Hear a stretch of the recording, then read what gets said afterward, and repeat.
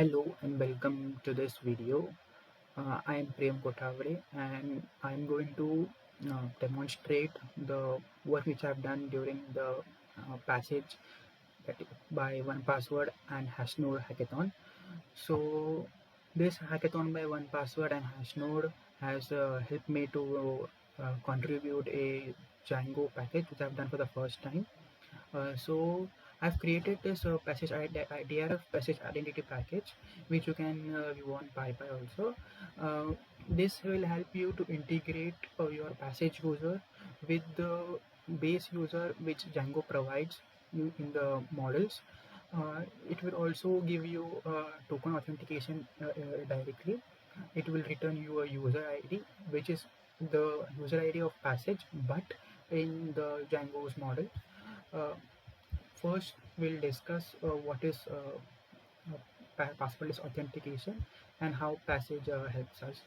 So, it is sometimes difficult to remember your password, and sometimes you also don't have time to forget your password and reset it. So, Passage has come with an innovative solution to just use your biometrics such as fingerprint or your face to unlock your application, that is touch id and face id. So I have windows and I have windows hello in it, so I can directly use my fingerprint to access the login page and complete the authentication. You can see the complete workflow in the upcoming parts. So I have used a Django REST framework in React.js. um, so first we'll discuss the authentication flow. In the front end, we are using React. So what we'll do is we'll use the React SDK provided by Passage. We will have a auth token. We'll send this auth token to the backend. The backend will verify if it is correct and the user is valid. The If it is valid, it will return the user ID and we can complete the entire process. So this token authentication will be done for each API request. So why we need a separate package if we have a Python SDK available? The Python SDK is super good, but in Django we use the user model, and if we have something integrated in the user model, it will be very beneficial to create foreign keys and for many other different applications and works. So we also create different Django apps in our projects. So we have apps like user profiles, we have user management, we have uh, we have very different user-based data relationships and more. So this package will help you to do this. So now let's go towards the passage and start our login. So you go to passage and click on sign up. You can also get a test of how passwordless authentication is on this page also. Uh, you then need to create your app, and this will be a dashboard. So in the dashboard app settings, you need to copy your application. Main thing is the authentication origin. This is your front end origin from where the passage request will come to this server of passage. And then you have a redirect URL. You also need to have your app ID. So app ID and the API key. So you have to create your API keys here and you copy this API key. So app ID, API key are the two main things which you need to store. So now let's go towards the backend and start the coding process.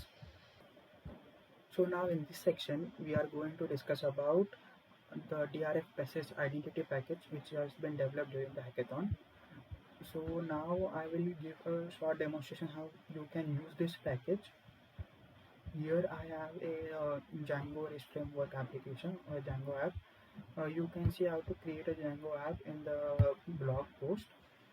And you also need to set up the course headers because we are going to have an API request from different ports. Uh, so you can follow this blog, and I have added the course installation and setup in the starting, and we will start directly from the installation of the DRF passage identity package.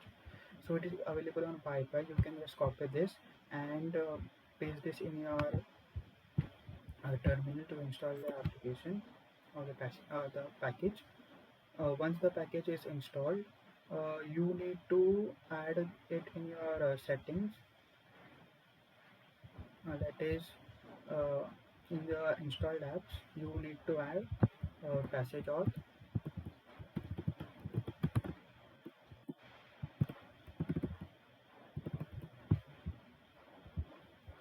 and you also need to add some information, like, so you will need to add this data, the user model. So here basically we are going to use a passage user which has been customized and created in the package. We have to add the app ID, the API key, and the auth strategy. So auth strategy 2 resembles to that we are going to use a header auth, and for one, if auth strategy is 1, we'll use the cookie based authentication. So here you will add your details. It is more secure to add a .env file and add all your app ID and API key. Okay. And so now we'll just stop and I'll add the data here. I've added the I've added the API keys. The other thing you have to add in is in your URLs. You need to add this the URL that sends your request to our package app. So you just add this. You can customize the path as you want, and you need to include here. Okay, so this our backend is complete. You don't need to do anything else. Now we'll go to the front end. This is just the login page, and I have imported this passage or this app ID. So this app ID will not be valid later on. I'll delete the app itself. Then you have the dashboard. So the dashboard has a hook which is used for status. So this hook basically checks if your authentication which you are sending is correct or not, as we have discussed the flow before. And I also have a profile section. We'll discuss the profile section a bit later. So now let's go to the dashboard, and first let's log into the application. So I'll enter the email address as alpha.psk@gmail.com and continue. So the email is not recognized, so I have to register. So I'll register here. The registration with register with passkey. So I have a fingerprint sensor, so I'll register with the passkey.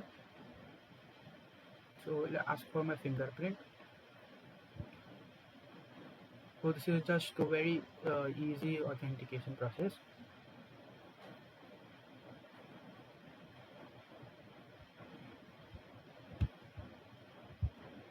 Okay, so we got this message because our server is not on. So as you can see, if the server is not on, the request is not doing, and you cannot access the dashboard page. So now let's quickly start our server. So first we need to migrate our applications. So Python manage dot py make migration. Sorry, I need to go to our application.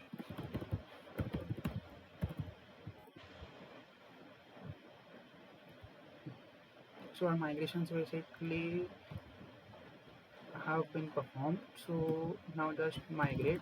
I guess we don't have any migration because we have not created the app yet. We'll create the app later on.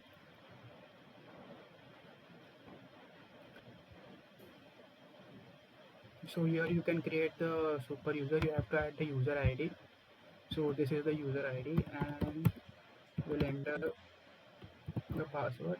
It will check if your user ID is correct. If it is not, it will throw a message like this: invalid passage ID. So now since our everything is set up, like just quickly we'll go through the admin panel very quickly, and we'll see if we can authenticate ourselves. Yes, now our server is not started. We'll start the server.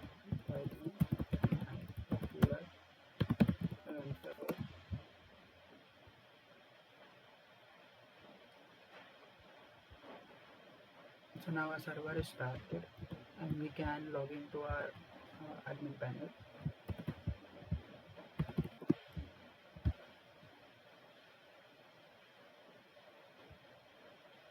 So these are the passage users. The first passage user which was there, it was that only, the super user. So now we'll go to our application and again go to the login, test alpha psk, login with the code. So we'll just not login with the code but with our passkey. So as we can see, we have logged into our dashboard. And now we'll see how we can implement the profile section. So in the blog, we'll just scroll down. So yes, this is the way we are making a request from our front end. This is the front end code. Now if you want a profile model, so what we can do, first we'll create an app called as client. Like if you want, now what we are going to do, we are going to add something from our existing database and the passage user. We are going to integrate both this. So we'll quickly to create our application, create an app, start an app.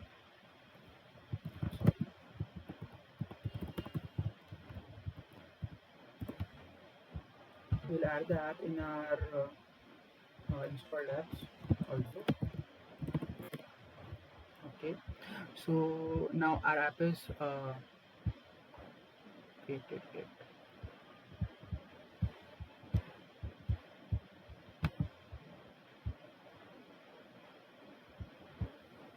Okay, so our app is created, and firstly, what we have to do is we have to create our model. So model, now we are just creating a profile model which will have a motivation code, something just a text field. So we'll create our models here. We'll import passage user from the package which we have. So to handle the API request, we'll create the views.py file. So here, what we'll do, we will have, we will get the motivation code, as you will display the motivation code along with the email address. So we have two responses, get and patch. We are going to include the authentication token. So this is basically developed in the app package, and we can just import it, and this basically will carry out our authentication and return a user which is a passage user with the passage user ID, but integrated into the Django models. So now we'll just look and complete the final step. So basically now in our URLs file, which is the main file, we'll include our new application, which is this server.urls. We'll add this application here.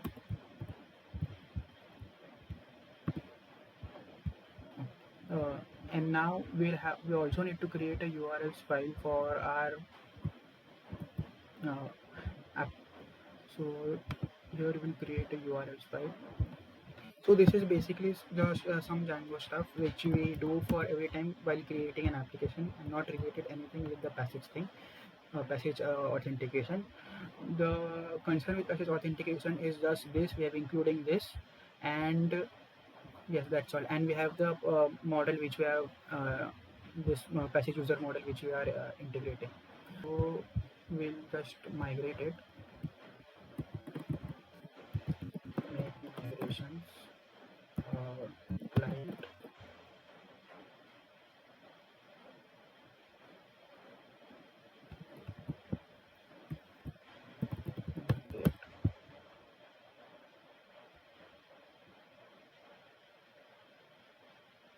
In admin also we'll quickly add our model.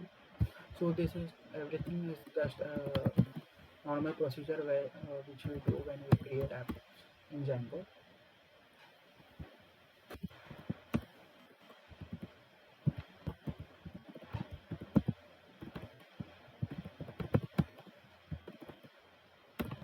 Okay, so let's hope our application is doing good, and we'll see the profile.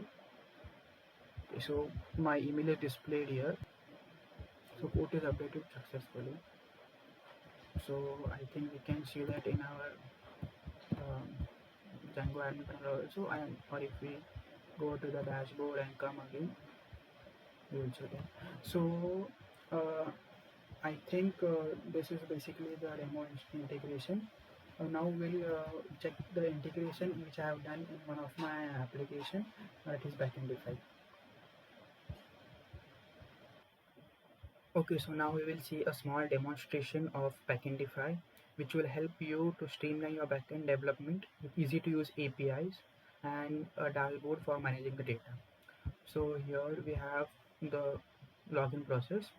It is as the same as we discussed before. I have the account and I'll just add my fingerprint and pass on.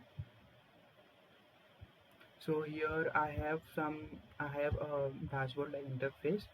So here basically the product is email box, wherein you create your email box and then you get a number of different email addresses by your clients. You integrate this email box in your front end. So we'll look at it. So here is the documentation. I have opened it in the new tab. So let's create a email box for subscription.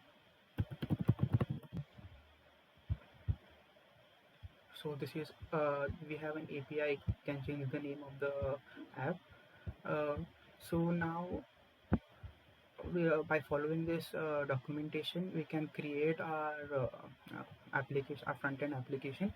So I have a dummy application which I have created. This is just a subscription box. It looks like this. So what we'll do is I'll just swiftly go to the code. So here first we'll replace the authentication token which we copied now. I have to make an API call to this API. I have to add author headers, authorization as API key and token for this API key.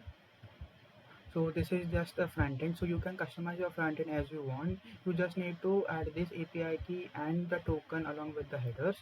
That's that, and your all your data, all your emails, all your information will be gathered in email box. So uh, here I'm entering this email address. Okay, and I'll click add me. So a subscription uh, will be added here. So if you refresh this page, we'll get the email box data. So this is so here this is actually the first version, so we don't have more approaches towards this. So we can just reply. This will open the traditional email box, and instant reply will give you a page to apply to reply uh, only on the text-based information. So it will go like this. So here will you will enter your subject. So your subject will be like uh, anything. It could be anything. Hello tech or five, and this will be your body,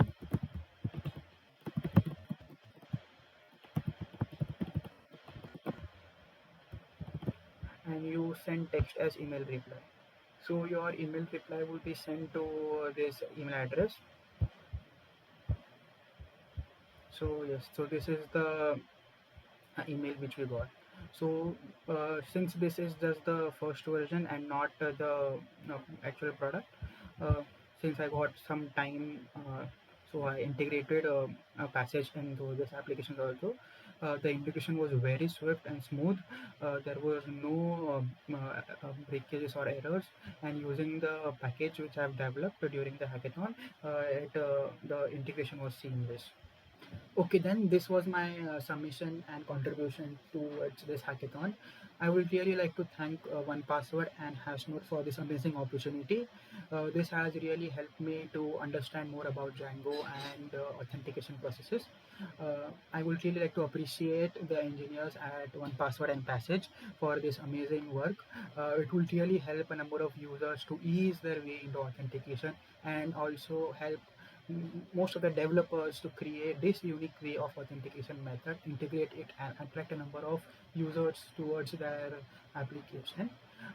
I hope the package will help the community in the forward. If there are any comments or any suggestions, any security issues, please comment on the in the video or in the blog, or you can just improve the application through the GitHub.